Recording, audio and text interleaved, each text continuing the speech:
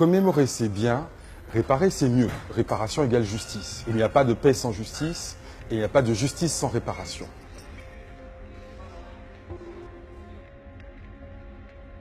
C'est une date très importante. Elle commémore la révolution haïtienne. Les esclaves ont décidé d'en finir avec ce crime contre l'humanité. Et c'est le début d'une insurrection qui est un événement international. Car ce n'est pas seulement la liberté pour Haïti, c'est aussi pour l'ensemble de l'Amérique latine.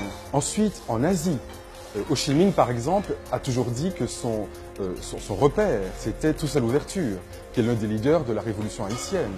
Ensuite, Haïti est devenue la première république noire de l'histoire. Par conséquent, un modèle pour les pays africains. Il faudrait que l'on connaisse mieux l'histoire d'Haïti, la dette que la France a à l'égard d'Haïti. Lorsque Haïti est devenue cette république indépendante et abolitionniste, le 1er janvier 1804, eh bien, quelques années plus tard, les autorités françaises sont revenues vers Haïti en disant « Vous pensez être libre, mais nous allons vous réduire à nouveau en esclavage si vous ne donnez pas à nos pauvres planteurs l'argent que vous leur devez.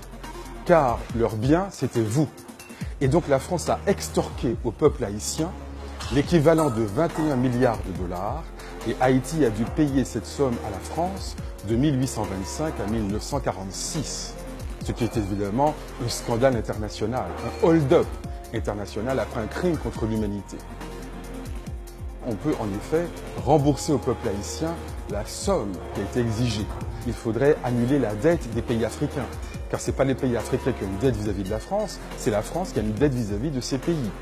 On pourrait parler aussi, par exemple, de la réforme agraire pour les petits paysans, notamment dans l'outre-mer. Il faut savoir que les anciens propriétaires d'esclaves ont eu des réparations en 1848-1849 et les esclaves libérés n'ont jamais rien eu. On prétend lutter contre l'esclavage, mais on soutient des pays qui parfois le pratiquent. L'Union européenne finance la Libye pour qu'elle empêche les migrants d'arriver en Europe. Parfois même, on préfère que les gens meurent en Méditerranée.